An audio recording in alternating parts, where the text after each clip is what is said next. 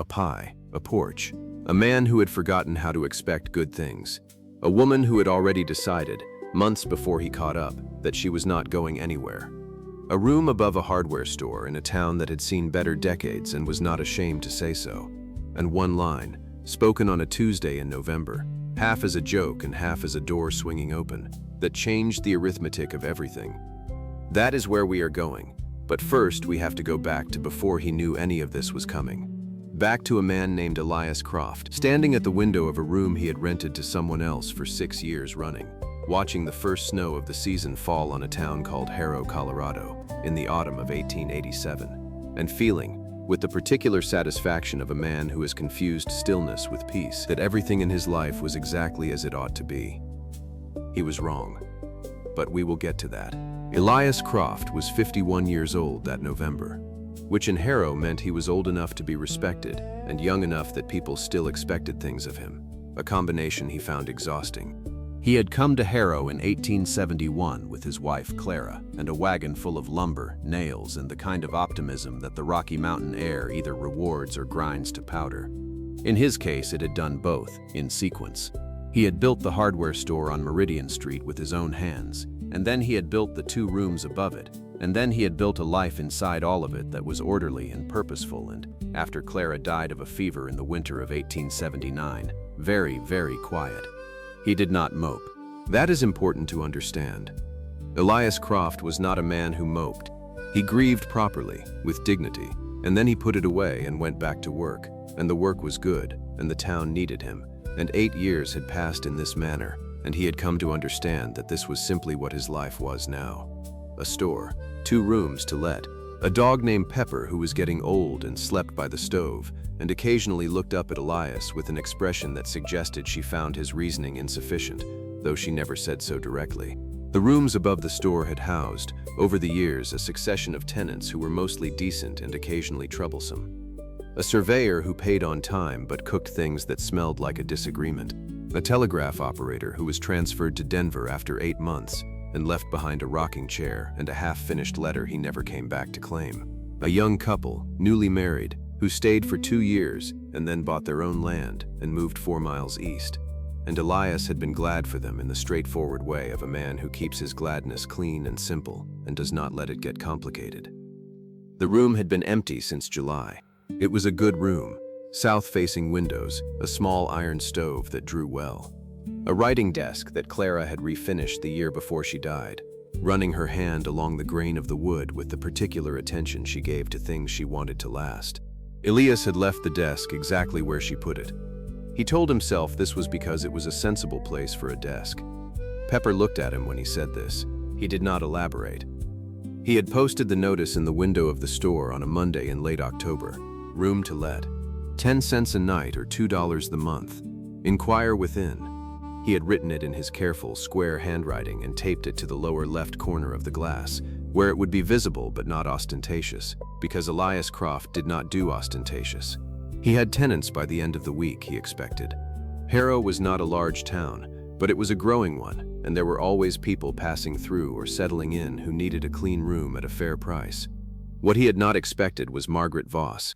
She came in on a Thursday afternoon, when the light was going amber and the store smelled of linseed oil and sawdust, and the particular cold that seeps under a door when the temperature is dropping and the wind is coming from the north. Elias was behind the counter, sorting a delivery of hinges by size, which was the kind of work that required just enough attention to be restful. The bell above the door rang. He looked up. She was perhaps 35, though she carried herself with the self-possession of someone who had stopped keeping track of that particular number. She was wearing a dark wool coat that had been well made and was now well worn, and she had a canvas bag over one shoulder and a leather satchel in her other hand, and the expression of a woman who has made a decision and is not interested in discussing whether it was the right one. Her hair was dark, pinned back practically rather than fashionably, and she had steady gray eyes that took in the store with the attentive efficiency of someone accustomed to assessing new situations quickly. She looked at the notice in the window. She looked at Elias. She said, "The room, is it still available?" It was not a question, quite. It was a statement shaped like a question, offered as a courtesy. "It is," Elias said. "I'd like to see it." He showed her the room. He showed her the stove and the south-facing windows and the desk that Clara had refinished and the hook on the back of the door where previous tenants had hung their coats. He told her the terms: 10 cents a night or $2 the month, water from the pump in the yard, use of the back stairs so she need not come through the store after hours. She stood in the center of the room and looked at the windows for a moment. Then she said, "I'll take it by the month." She set her canvas bag down on the desk, on Clara's desk, and opened her satchel and counted out $2 in coins with the practiced ease of a woman who had been managing her own accounts for a long time, and placed them in his hand. "I'm a school teacher," she said, which in Harrow in 1887 was both an explanation and a kind of credential. The town had a school. The school had been without a teacher since April, when the previous one, a young man named Hollis, who the children had adored and the school board had found insufficiently rigorous, had departed for Pueblo. "I've been hired by the school board. I start Monday." "Welcome to Harrow," Elias said. "Thank you," she said. And then she looked at him directly, with those steady gray eyes, and said, "I appreciate a fair price. 10 cents a night is a fair price. It's what the room is worth," Elias said. She nodded, as if this were exactly the right answer, and that was that. He went back downstairs. Pepper raised her head from the floor beside the stove, looked toward the ceiling, and then looked at Elias with an expression he chose not to interpret. She was, as it turned out, an exceptional schoolteacher. This was the town's consensus within 3 weeks of her arrival. Delivered through the usual channels, Ruth Aldren at the dry goods store, who heard everything and distributed it efficiently. Doc Paris, who had 2 grandchildren in the school and reported with some amazement that his granddaughter Bess had voluntarily read an entire book. And Tom Garrett, who ran the livery and whose opinion on matters of character was generally considered reliable. Margaret Voss, the town concluded, knew what she was doing and was not afraid to do it. She paid her rent on the 1st of each month, in exact coins, which she left in an envelope on the counter of the store before Elias opened in the mornings. He would find it there when he came down, beside the coffee he had not yet made, and he would put the coins in the box under the counter and think nothing particular about it. This was what he told himself. He thought nothing particular about it. She came into the store on Saturday mornings to buy whatever she needed. Lamp oil, occasionally a small tool, once a length of rope for a purpose she did not explain and he did not ask about. These were brief transactions. She was not unfriendly.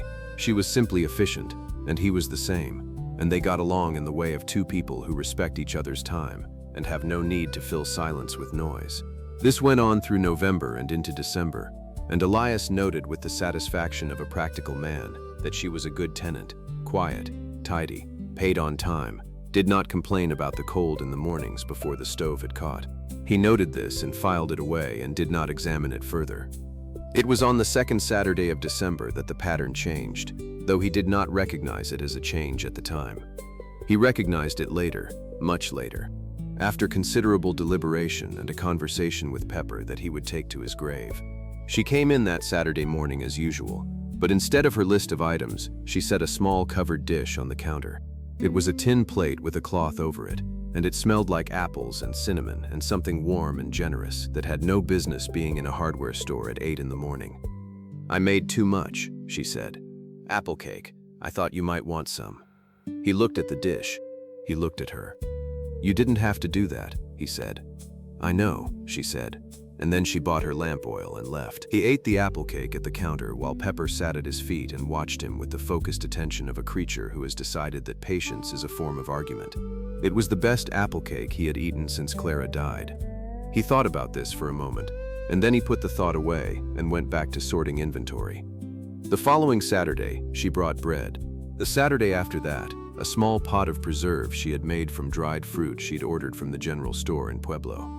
Each time she said the same thing, "I made too much," and each time he said the same thing, "You didn't have to," and each time she said, "I know," and left.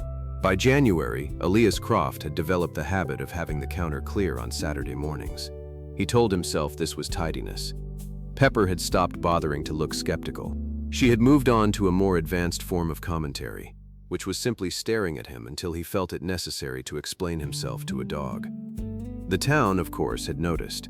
Ruth Aldren noticed things before they were entirely finished happening, and she had mentioned to Tom Garrett, who had mentioned to Doc Paris, who had mentioned to his wife that the school teacher was bringing things to Elias Croft's store on Saturday mornings, and that Elias Croft, who had not in 8 years shown the slightest interest in any woman's company, had been seen standing at his own counter looking at the door approximately 10 minutes before she usually arrived.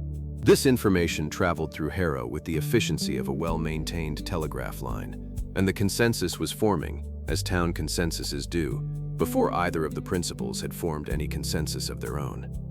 Or so Elias believed. He was, in this as in several other matters, somewhat behind the actual state of affairs. The winter deepened. The mountains went white to the tree line, and the sky over Harrow turned the particular blue that only exists at altitude in January. A blue so clear and cold it looks like the sky has been washed and hung to freeze. Elias opened the store at 7 and closed it at 6 and ate his supper alone, and read by lamplight, and slept well and told himself that this was a good life, an ordered life, a life that fit him properly. He thought about Clara sometimes, in the way he always had, with gratitude and a clean, healed kind of grief that had no sharp edges left. He did not think about Margaret Voss in any particular way. He thought about her in the ordinary way one thinks about a tenant who is satisfactory, and a neighbor who is decent, and a person who makes excellent apple cake. That was all. He was lying to himself, of course, but he was doing it so thoroughly and with such genuine commitment that it barely counted as lying. It was more like a very detailed set of instructions he had written for himself 8 years ago and had never thought to revise. It was Pepper who first indicated, with the authority of a creature unburdened by self-deception, that the instructions needed revising. This happened on a Tuesday evening in late January, when Margaret had come downstairs to ask whether the back stair railing was loose because she had felt it shift under her hand, and Elias had gone out with her in the cold to look at it, and had spent 20 minutes in the lamplight from the back door, examining the railing and then fixing it with a brace and 2 screws, while she held the lamp and they talked. Actually talked, not transacted, about the school and the children, and a boy named James Whitfield who had arrived in her classroom barely able to read and was now, 2 months in, reading everything he could get his hands on, including the labels on the cans in his family's pantry, which his mother had reported with a kind of bewildered pride. Elias had laughed at this.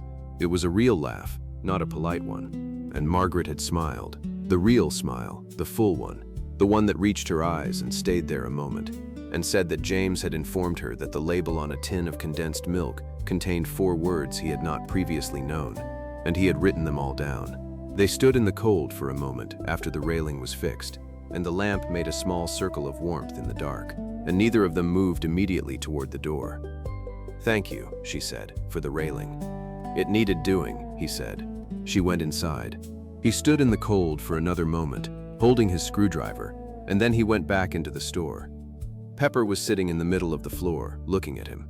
He sat down in his chair by the stove. Pepper put her head in his lap. He scratched her ears for a long time without speaking, and the fire settled, and the wind moved outside, and somewhere up the stairs, above the ceiling, there was the quiet sound of someone moving through a room that had been empty for too long. He did not sleep well that night. He told himself it was the cold. Now, before we go any further, I want to stop here for just a moment, because we are right at the edge of the part of the story where Elias Croft is going to have to make a decision that he does not yet know he is making. And I want to ask you something first. Where are you listening to this today? Are you at home, or out on a walk, or somewhere in between? I love knowing where these stories find people. If you want to drop a word in the comments, I would be genuinely glad to read it. And if this story is sitting right with you so far, a like means more than you might think. It helps other people find their way to it. All right, that is all I wanted to say, because Elias Croft is about to figure something out, and I did not want you to miss it. February came in hard and stayed. The snow was serious in February, the kind that does not apologize, and Harrow went quiet under it in the way of a town that has been through many winters and knows how to wait. The school stayed open because Margaret Voss was not a woman who closed the school for weather that was merely inconvenient, rather than genuinely dangerous, a position that the school board respected, and the parents appreciated, and the children accepted with the philosophical resignation of the young. Elias kept the walk in front of the store clear, shoveling before he opened in the mornings, and he also, without making any announcement about it, kept the back stairs clear, so that Margaret could come and go without difficulty. He told himself this was the responsibility of a landlord. He had always kept the stairs clear. He had always done this. He did not check to see if this was actually true. It was on the first Tuesday of February, a Tuesday which is a day that does not get enough credit for the things that happen on it, that the pivotal line was spoken.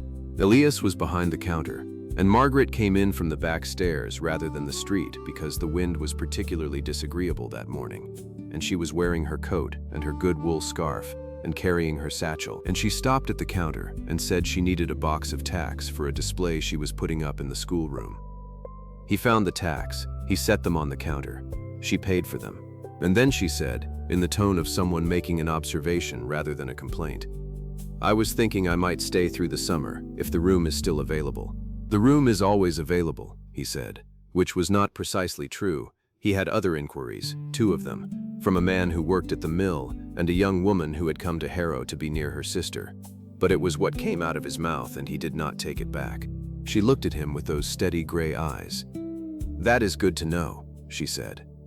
There was a pause. The wind pushed at the front window. Pepper, by the stove, lifted her head. And then Elias Croft, who was a careful man, a deliberate man, a man who did not say things he had not fully considered, heard himself say, in a voice that was aiming for dry humor and landing somewhere considerably more honest, "The room is 10 cents a night." Margaret Voss looked at him for a moment. Then the corner of her mouth moved. Then the full smile came, the real one. She picked up her tacks. She looked at him with the expression of a woman who has been waiting, patiently and without complaint, for a man to open a door that she has been standing beside for 4 months. "How much?" she said, "to never leave." She said it lightly. She said it in the tone of a woman making a small joke. She also said it in the tone of a woman who is not, in any meaningful sense, joking. And then she went out the back door, and the cold came in for a moment, and then the door closed, and Elias stood at the counter with the empty space where she had been, and the sound of her words settling into the room like snow settling on a roof, quietly, and with accumulating weight. He stood there for a long time. Pepper did not look at him. Pepper had the grace, in this moment, to look at the fire instead, which Elias appreciated more than he could have said. He thought about it for the rest of February. This is not a figure of speech. He thought about it while he sorted inventory and swept the floor and filled orders and made change and ate his supper and lay awake in the dark and shoveled the walk and fixed a broken window latch in the storeroom and ordered a new shipment of nails from the supplier in Denver and did every other thing that constituted the daily life of Elias Croft of Harrow, Colorado.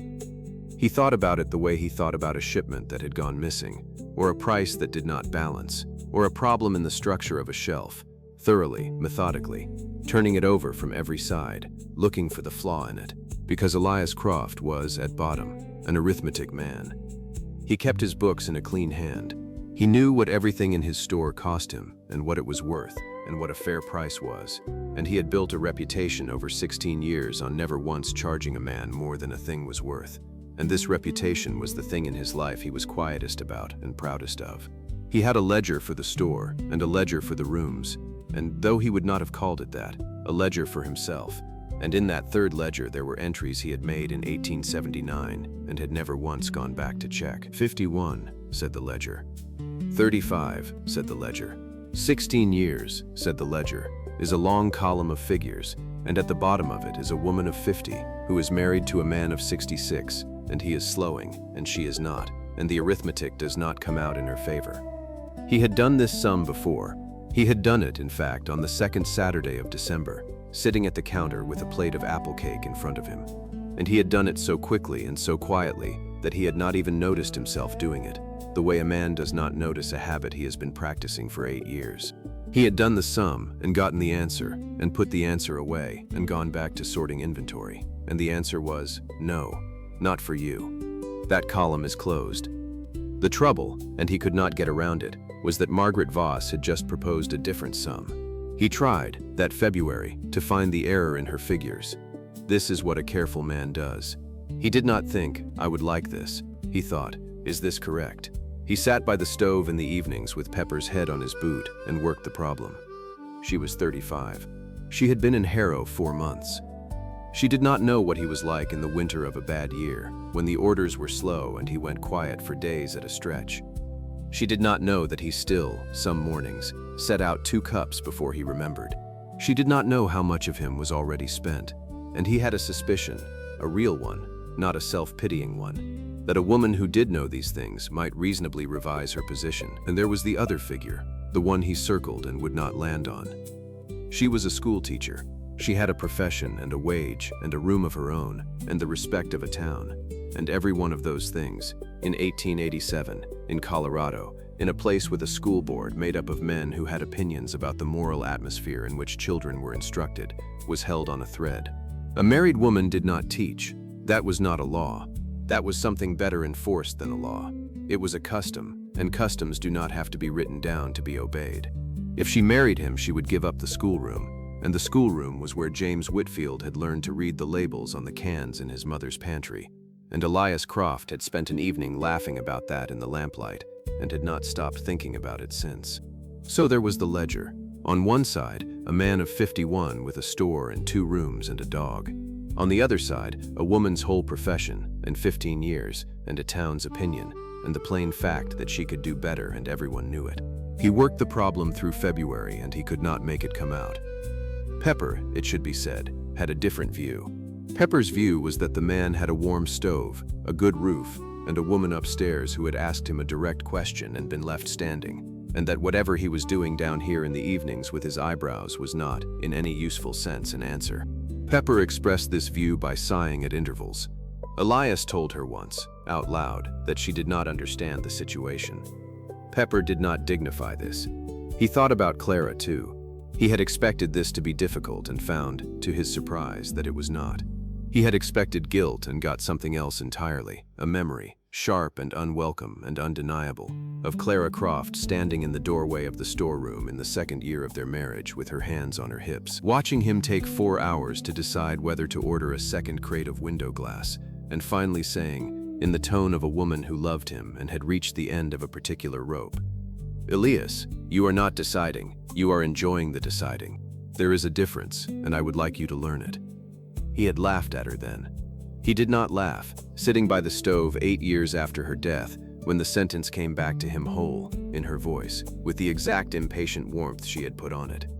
He sat very still, the fire moved, and a thing loosened in his chest that had been fastened there so long he had stopped feeling it as tightness, and had begun to feel it as the shape of himself. He did not go upstairs. Understand that. This is not the part of the story where he goes upstairs.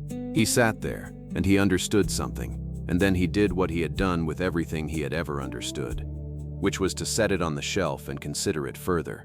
And by the time he had considered it further, the town had gotten involved.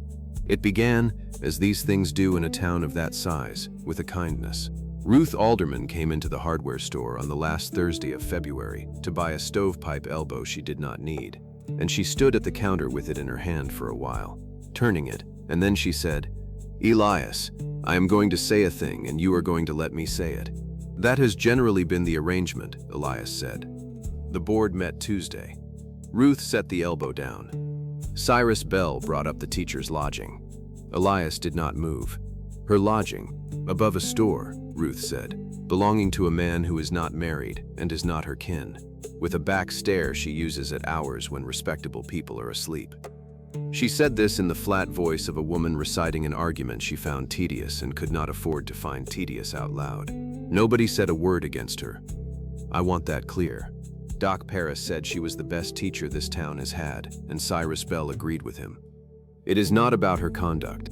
It is about how a thing looks in a town where people talk, and I do not have to tell you that people talk, because I am the one they talk to. What did the board decide? Nothing, yet. Ruth picked the elbow back up, which was how Elias knew she was not finished. They will decide something in the spring, when they renew her contract, and what they decide will depend on what has changed by then. So something had better change by then. That is all I have come to say, and you may take it however you like. She paid for the stovepipe elbow. She did not need it. She bought it anyway, because Ruth Aldren had a strict private code about not taking up a man's time for free, and she carried it home and put it in a shed where it stayed for 11 years. Elias stood behind the counter for a long while after the bell stopped ringing. Here is what he heard in it. He heard that he had put her in a position. He heard that his room, his fair-priced, south-facing, well-drawing room, the best terms in Harrow, and he knew it, had become a thing that could be used against her. that a woman could be an exceptional teacher for 4 months and have James Whitfield reading tin labels and Bess Paris finishing books, and still have all of it hang on where she slept and whose stairs she came down. He heard, underneath that, the sound of the arithmetic changing again, and not in the direction he wanted. What he did not hear, because he was 51 and careful, and had been telling himself a story for 8 years, was the other thing Ruth had said, which was, so something had better change by then. Ruth Aldren had not come to warn him. Ruth Aldren had come to hand him a door and stand there while he looked at it. He wrote her a note. That is what he did. He wrote Margaret Voss a note, in his careful square hand, on a sheet of paper from the order book, informing her that it had come to his attention that her tenancy might be viewed unfavorably by the school board, and that he wished her to know that he would not hold her to the month if she found it prudent to seek other lodging, and that he considered her an excellent tenant and regretted the circumstance. He read it over twice. It was clear, it was fair, it protected her, and there was not one word in it that any human being had ever wanted to receive. He left it on the counter where she would find it in the morning, in the place where her envelope of coins always sat. She found it. She read it standing up, with her coat still on. And then Margaret Voss went to the boarding house on 4th Street, run by Delphine Hobart, and took a room there at $3 the month for a smaller space, with a north window and a stove that smoked. And by the second Saturday of March, she had moved her canvas bag and her satchel and her books out of the room above the hardware store. And she left the room swept, and she left the desk exactly where Clara had put it, and she left $2 on the counter for a month she had not used. Elias tried to give the money back, she said. We agreed by the month, she said it pleasantly. She said it in a voice with a door closed behind it.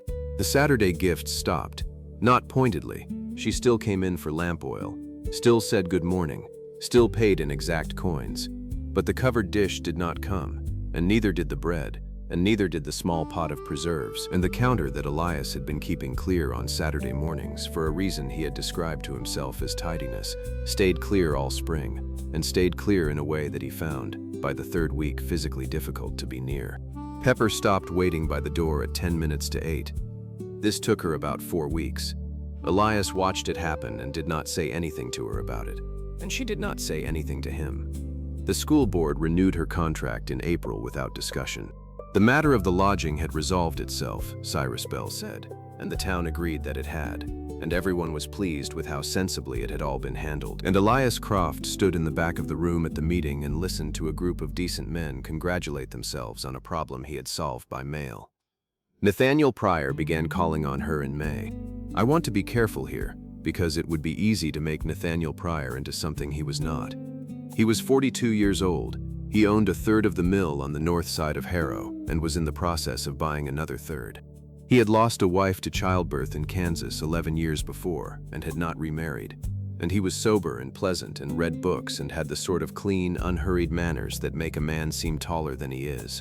He was not a fool, and he was not a villain, and he was not, in any way that a fair person could name, wrong. He was, in fact, the correct answer.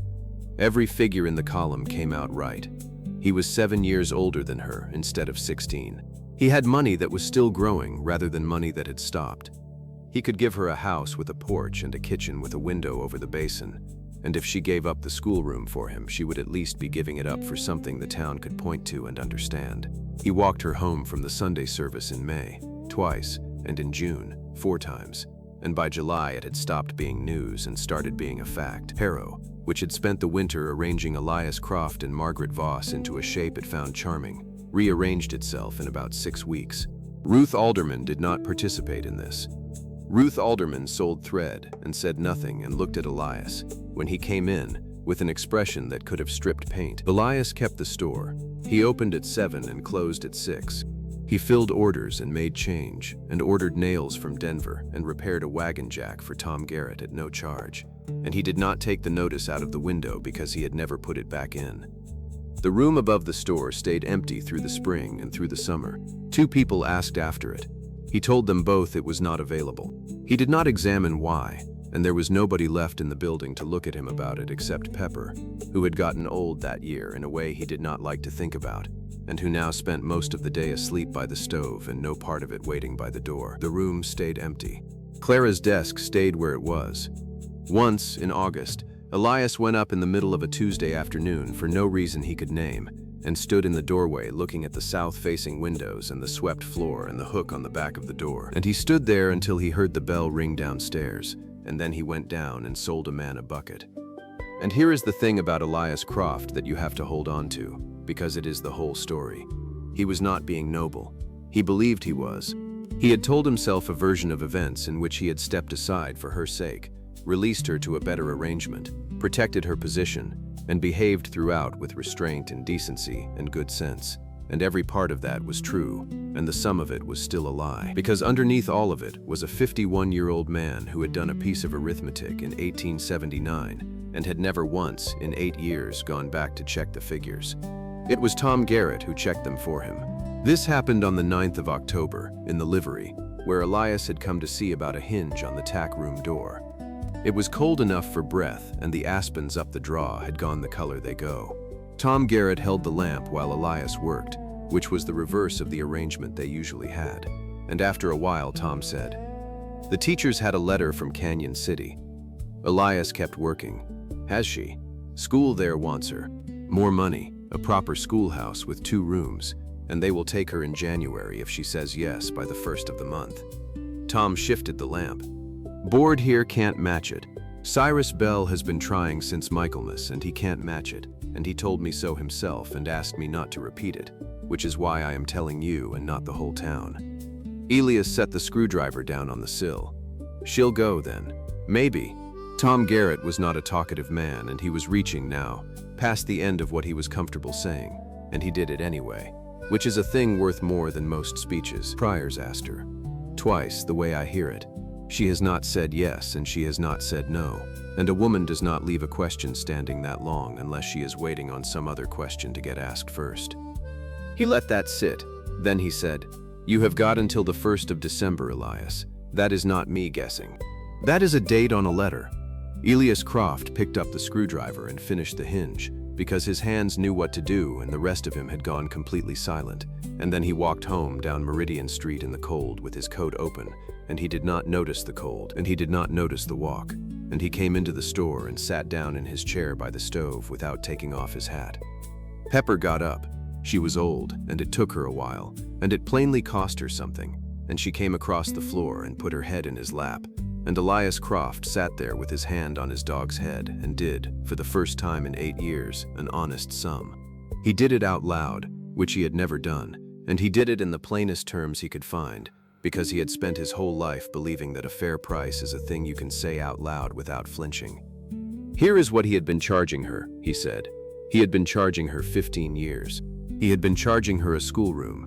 He had been charging her the risk that a man of 51 slows down before a woman of 35 is ready for him to, and he had set that price himself, without consulting her, and then he had informed her of it by not answering a question, and then he had congratulated himself on his decency.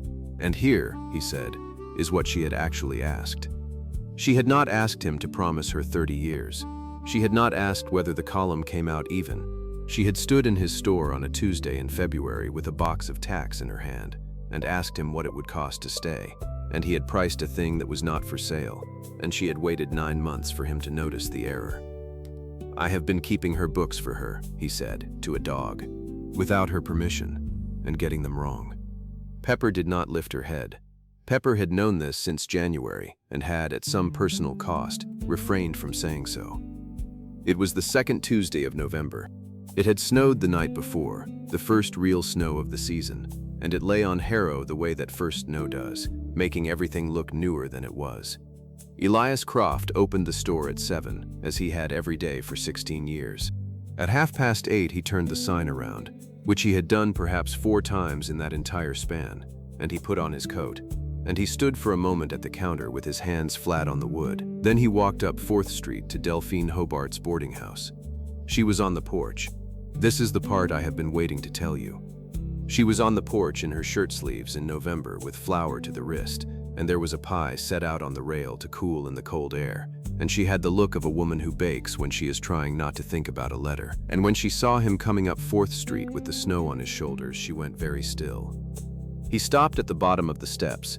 He took off his hat, which took him a moment, because his hands were not entirely his. Now, Elias Croft had spent 9 months composing what he would say. He had assembled it in the evenings and revised it while shoveling, and had a version of it that was orderly and complete and accounted for every objection. And it ran, by his own estimate, somewhere near 400 words. He did not use it. What he said, standing at the bottom of the steps of a boarding house on 4th Street, with his hat in his hands and a pie cooling on the rail above him, was, "The room is 10 cents a night." He said it half as a joke. He said it half as a door swinging open. He had said the same 7 words to her in February, and they had meant then, "I do not know how to begin," and now they meant something else entirely, and both of them heard it. And the snow went on falling on 4th Street in the ordinary way that snow does when the world is being rearranged underneath it. Margaret Voss put her hand on the porch rail. "You are 9 months late," she said. "I am. I asked you a question." "You did." Elias turned the hat over in his hands, once, and then he stopped, and he stood up straight and looked at her. "I have been in this town 16 years, and I have never once charged a man more than a thing was worth. It is the only thing about myself I have ever been proud of, and I have spent 9 months quoting you a price on something I do not own and have no business selling." He took a breath. "You asked me how much to never leave. There is no figure. There is nothing to charge. It does not cost anything. And I have been so long in the business of fair prices that it took me until this morning to understand that some things do not have one." She did not say anything. She was not making it easy. She had never once, in a year, made anything easy. And it was among the first things he had loved about her. "I am 51, he said. "You know that. You have known it since the first hour. You have also had a better offer standing for 6 months, and you have not taken it, and I do not know why. And I have decided this morning that it is not mine to figure out. So I am going to stop doing sums." He looked up at her. "Margaret, marry me. I would like you to live in my house and use your desk and put your coat on the hook and never leave. And I am not going to tell you what it costs you, because you are the only one who gets to price that." There was a silence on 4th Street of the kind that has weather in it. Then Margaret Voss came down 2 steps and she said, "Elias, I mailed a letter to Canyon City on the 1st of October. She let that land. It said no." He stared at her. "I have been waiting since February," she said. "I moved out because a note on a counter told me to, and I have been baking 3 pies a week since June in a boarding house that does not need them, and Delphine Hobart is very tired of it, and I have refused a good man twice because he is not the one who fixed a railing in the cold and laughed at what a boy did with a tin of condensed milk." She came down the last step and stood in front of him with the flower still on her hands. "The answer is yes. It has been yes for a year. You are the last person in Harrow to hear about it." They were married on the 20th of December, 1887, in the church on Meridian Street, by a minister who had come out from Pueblo, and who remarked afterward that he had rarely seen a congregation look so pleased with itself. Harrow, it must be recorded, revised its opinion inside of a week and then maintained, for the rest of everyone's natural life, that it had seen this coming from the beginning. Ruth Aldren was the only person in town honest enough to say out loud that she had in fact seen it coming from the beginning. And she was also the only person entitled to say it, and she said it frequently. Doc Paris gave a toast that went on some minutes and contained the sentence, "I have watched this man sort hinges for 8 years, and I did not think he had it in him," which got a laugh, and then the sentence, "And I am glad to have been wrong about a friend," which did not and did something better. Tom Garrett said nothing at all, which from Tom Garrett was a speech. Nathaniel Pryor sent a set of good iron fire tools with a card that read, in a clean, unhurried hand, "With every good wish for a long and happy household," and he meant it, and he married a widow from Leadville the following autumn and was, by every account, content. He was not a wrong man. He was only the wrong answer, and there is a difference, and it does the world credit that both of them knew it. Margaret Voss taught until the last Friday of the term, and then she stopped teaching, because that was the custom, and the custom held. And if you want to know whether she minded, the answer is that she minded, and she said so. And she said so out loud to her husband more than once over the years, in the plain way she said everything. That is not a wound the story is going to pretend away. What she did instead was this. On the first Saturday of February, 1888, the room above the hardware store opened again, and the notice in the window was replaced with one in a different hand, and it read, "Ridding and Sums, Saturday mornings. No charge. James Whitfield came. Bess Paris came. 9 more came by April, and 11 by the following winter, and Margaret taught in that room on Saturday mornings for 22 years, at Clara Croft's refinished desk, under the south-facing windows, and the school board, which had once had opinions about the moral atmosphere in which children are instructed, said not one word about it, because there was not one word to be said.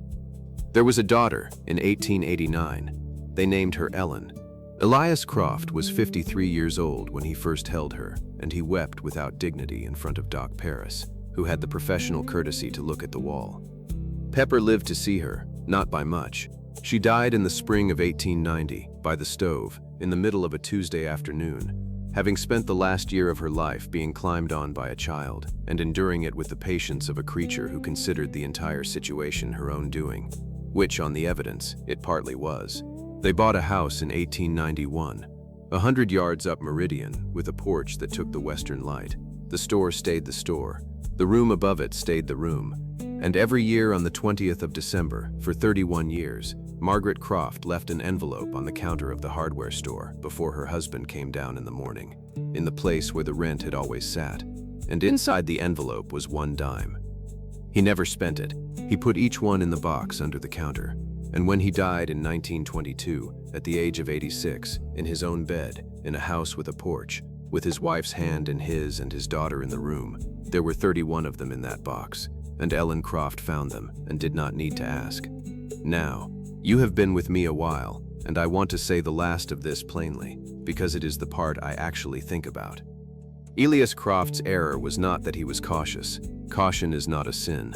He was a careful man in a hard country in a hard century, and his care built a store, a reputation, a marriage, and a life, and I would not take 1 ounce of it away from him. His error was that he did a sum in the worst year of his life, and then treated the answer as permanent. And I want to be fair to him, because the fear underneath it was real. He was 16 years older.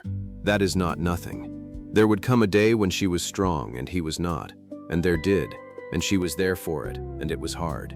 The limitation he was afraid of was a true limitation. He was not making it up. But here is what he got wrong, and it is the only thing he got wrong. He measured the years he could promise her, and she was never asking about years.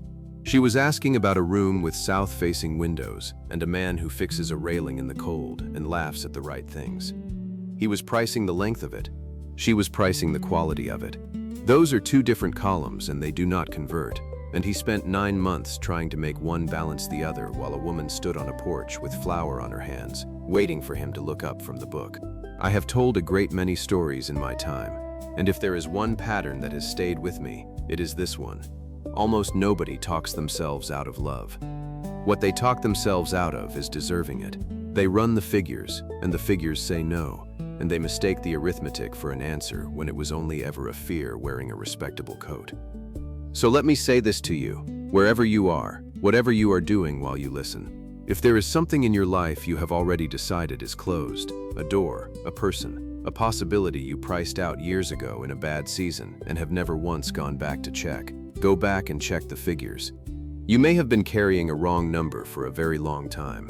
You may have written it down in a winter when you could not see straight, and filed it, and built the rest of your life on top of it, and never thought to open the book again. And if someone has been standing beside a door you have not opened, bringing you bread, fixing nothing, asking for nothing, saying I made too much and I know, and never once asking you to hurry, then I would gently suggest that they have already run the numbers themselves and come out somewhere different and are simply waiting on you. Do not make them wait 9 months. It does not cost anything. That is the whole thing. It never did. Thank you for spending this time with me today. It means more than you know that you chose to sit with a story about a hardware store in Colorado and a woman with flour on her hands. I hope this one found you well, and I hope the door you have been thinking about opens easier than you expect. Let me know in the comments if you enjoyed this one. Thank you.